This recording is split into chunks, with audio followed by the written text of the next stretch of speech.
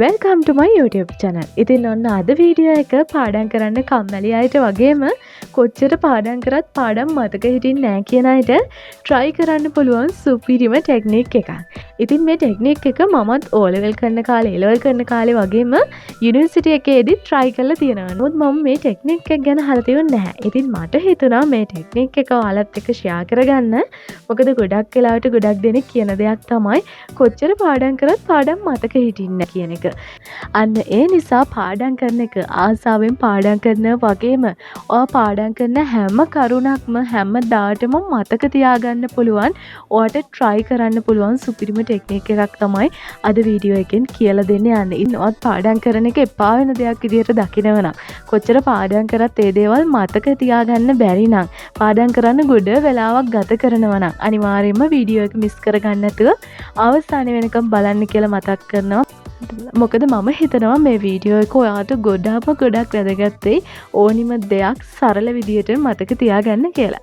එහෙනම් අපි යමු අද වීඩියෝ එකට.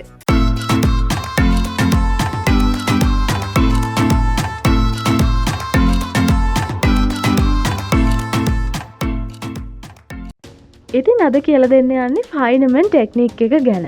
මේ ෆයිනමන් ටෙක්නික් එක හඳුන්වලා දීලා තියෙන්නේ රිචඩ් ෆයිනමන් කියන නොබෙල් ත්‍යාගලාභී භෞතික විද්‍යාඥයෙක්. ඔයාලා දන්නවද? ඔහුට හැකියාව ලැබිලා තියෙනවා ඕනම ගැඹුරු සංකීර්ණ සංකල්පයක් වුණත් ඊටමත් පහසුවෙන් ඕනම කෙනෙක්ට තේරුම් ගන්න පුළුවන් විදියට උගන්වන්න. ඒ නිසාම තමයි ඔහුට කියලා තියෙන්නේ Great Explainer කියලා. ඉතින් ඔහු ඒ කාලේදී භාවිතා කරපු ක්‍රමවේදය තමයි මේ ෆයිනමන් ටෙක්නික් කියලා අපිට හඳුන්වලා දෙන්නේ. ඉතින් ඔයාලා දන්නවද මේ ෆයිනමන් ටෙක්නික් එක යටතේ අපිට ඕනිම සංකීර්ණ දෙයක් හරිම සරල විදියට මතක තියාගන්න පුළුවන් කොටස් 4ක් යටතේ. මේ කොටස් 4 මොනවද කියලා බැලුවොතින් පළවෙනි එක තමයි select a topic and study. මාතෘකාවක් තෝරගන්න ඕනි පාඩම් කරන්න. දෙවෙනි එක තමයි teach it. ඒ කියන්නේ ඒක උගන්වන්න. තුන්වෙනි එක තමයි review. නැවත අධ්‍යයනය කරන්න. හතරවෙනි එක තමයි simplify කියන්නේ සරලව අවබෝධ කරගන්න. ඉතින් මෙන්න මේ කොටස් 4 යටතේ අපිට පුළුවන් ඕනම සංකීර්ණ දෙයක් හරිම සරල විදියට හැමදාටම මතක තියාගන්න. එහෙනම් අපි මේ කොටස් 4 යටතේ එකින් එක කතා කරමු කොහොමද අපි පාඩම් කරන දේවල් පිළිවෙලට හොඳින් මතක තියාගන්න කියලා. හරි. පළවෙනි එක යටතේ කියන්නේ පාඩම් කරන්න මාතෘකාවක් තෝරගන්න කියලා. ඉතින් මේක තමයි ෆයිනමන් ටෙක්නික් එකේ පළවෙනි කොටස. මේක යටතේ ඔයාට පුළුවන් ඕනම මාතෘකාවක් හරිම සරල විදියට සැහැල්ලුවෙන් කියවන්න. ඉතින් මෙතනදී ඔයා දෙතුන් පාරක් පාඩම් කරන්න අවශ්‍ය නැහැ. ඔයාට පුළුවන් පාඩමට හොඳට අවධානය යොමු කළා බාහිර සද්දවලට ඔයාගේ අවධානය යොමු කරන්නේ නැතිව පෑනක් හරි පැන්සලක් හරි අරගෙන පාඩමට අවධානය යොමු කළා වචනෙන් වචනේ හිමින් සැරේ පාඩම් කරනවා. ඉතින් සද්දට පාඩම් කරන කෙනෙක් හරි හිමින් පාඩම් කරන කෙනෙක් හරි මේ කොහොමුණත් කමක් නැහැ. ඔයාට පුළුවන් මුල ඉඳලා පිළිවෙලට ඒ කොටස පාඩම් කරලා අවසන් කරන්න.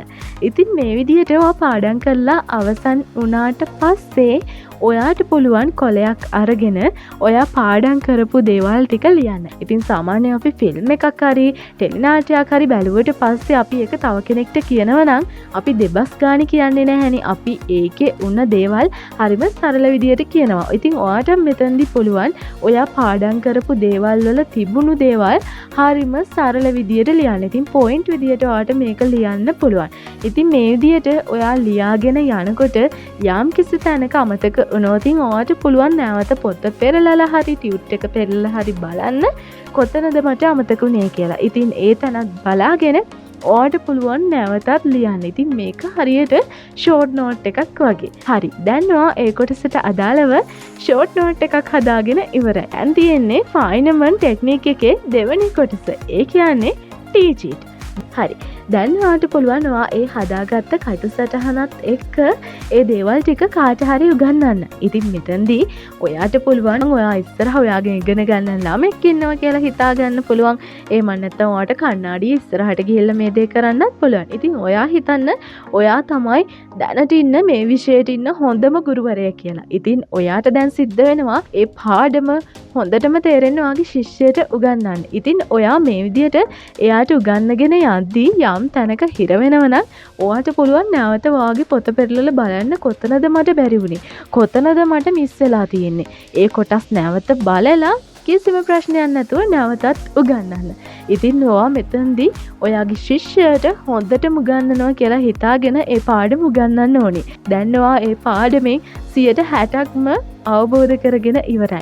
දැන් තියෙන්නේ ඉතුරු ටික කරන්න. ඒ කියන්නේ දැන් ඔයා ඒ පාඩම් කරලත් ඉවරයි, ෂෝට් නෝට් හදලත් ඉවරයි, උගන්වලත් ඉවරයි.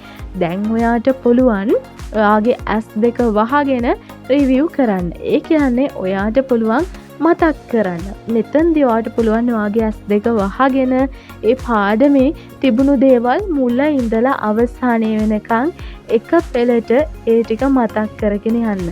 ඉතින් යම් කිසි තැනක ඔයාට අමතක වෙනව නම් නැවත සැරයක් ටියුට් එක අරගෙන බලන්න කොතනද අමතකුනේ. අන්න එතන බලාගෙන නැවත සැරයක් S2 වහගෙන හොඳට මතක් කරන්න. මේ මතක් කරන එක ඔයාට පුළුවන් රැට නිදාගන්න යද්දි මතක් කරන්න. එහෙම නැත්නම් ඔයා වෙනක් වැඩක් කරන වෙලාවට මතක් කරන්න. මේ මොන වෙලාවක හරි ඔයා ඇවිදින වෙලාවක මතක් කරන්න. ඉතින් මේ මොන වෙලාවක හරි ඔයා මේ දේ මතක් කරනකොට පාඩම ඔයාගේ ඔළුවට යන ප්‍රවණතාවය ගොඩක් වැඩි. අපි සාමාන්‍යයෙන් නිකම් පාඩම් කළා පොත වහලා තිබ්බ කියලා අපිට ඒ දේවල් කීයටවත් මතක හිටින්නේ නැහැ. මොකද විභාගෙට ගියාට පස්සේ එන ඒ ස්ට්‍රෙස් එකත් එක්ක අපිට ඒ දේවල් අමතක වෙන්න පුළුවන් ප්‍රවණතාවය ගොඩක් වැඩි. නමුත් ඔයා පාඩම් කරන දේ මේ ෆයිනමන් ටෙක්නික් එක යටතේ පාඩම් කරොතින් ඔයා මොන පීඩනයක් යටතේ හිටියත් ඔයා කොච්චර කාලෙකින් විභාගෙට මුහුණ දුන්නත් ඒ දේවල් කවමදාකවත් අමතක වෙන්නේ නැහැ. හරි. ඊට පස්සේ ෆයිනමන් ටෙක්නික් එකේ 4 වෙනි කොටස තමයි සිම්ප්ලිෆයි කියලා කියන්නේ. ඉතින් අපි මුලින්ම පාඩම් කරලා ෂෝට් නෝට් එකක් හදාගත්තනේ. ඉතින් මේ සිම්ප්ලිෆයි යටතේ ඔයාට පුළුවන් තවදුරටත් ලස්සන නෝට් එකක් හදාගන්න. ඔයාට මේ විදිහට නෝට් එකක් හදාගත්තට පස්සේ ඔයාටම තේරුම් යනවා සංකීර්ණයි කියලා තියෙන කරුණු කොච්චර සරලද කියලා. ඉතින් මේකත් ගොඩක් වැදගත්. ඔයා අනවශ්‍ය කරුණු ටික මුල් නෝට් එකෙන් ඉවත් කළා ඔයාට අවශ්‍යම කරුණු ටික එකතු කළා සරල නෝට් එකක් මෙතනදී හදාගන්න පුළුවන්. ඉතින් ඒක highlight කරලා ලස්සන කරලා හදාගන්න. එහෙම හදාගත්තොත් ඔයාට ඒ කරුණු කවදාවත් අමතක වෙන්නේ නැහැ. වගේම exam එකේදී ඒ කරුණ තිබ්බේ කොතනද? ඔයා highlight කරපු දේවල්, ඔයා විශේෂ කරලා ලියපු දේවල් ඔයාගේ ඔළුවට යනවා හරියට චිත්‍රයක් ඇඳලා වගේ. ඉතින් මේකත් ඔයාට try කරන්න පුළුවන්. ඔයාට ඕනිම දෙයක් මතක තියාගන්න. ඉතින් ෆයිනමන් ටෙක්නික් එක යටතේ මෙන්න මේ කොටස් 4 තමයි ඕනම සංකීර්ණ දෙයක් ඔයාට මතක තියාගන්න පුළුවන් try කරන්න පුළුවන් හොඳම ක්‍රමවේදය. ඉතින් ඔයාටත් පාඩම් කරන එක ගොඩක් එපා වෙන දෙයක් වුණා නම් පාඩම් කරන එක කම්මැලි දෙයක් වෙලා තිබ්බනම් දවස පුරාම පාඩම් කරත් මතක තියාගන්න බැරි වුණ කෙනෙක් නම් අද ඉඳලා මේ ටෙක්නික් එක try කරන්න. ඉතින් මේකට කම්මැලි වෙන්නේ නැතිව ෆයිනමන්ගේ මේ ටෙක්නික් එක try කරලා බලන්න. ඉතින් යන්න කලින් මතක් කරනවා අපගේ Facebook page එකට ආවොත් ඔයාට තවත් තරඟ විභාග වලට වැදගත් වෙන කරුණු ගණනාවක් බලා ගන්නත් පුළුවන්. ඒත් එක්කම අපේ WhatsApp channel එකට එකතු වෙනවා. ඉතින් අපි වීඩියෝ එකක් දාපු සැනින් ඔයාට බලා ගන්නත් පුළුවන්. එහෙනම් ඉතින් අද වීඩියෝ එකේ ගිහින් එන්න. Thank you so much.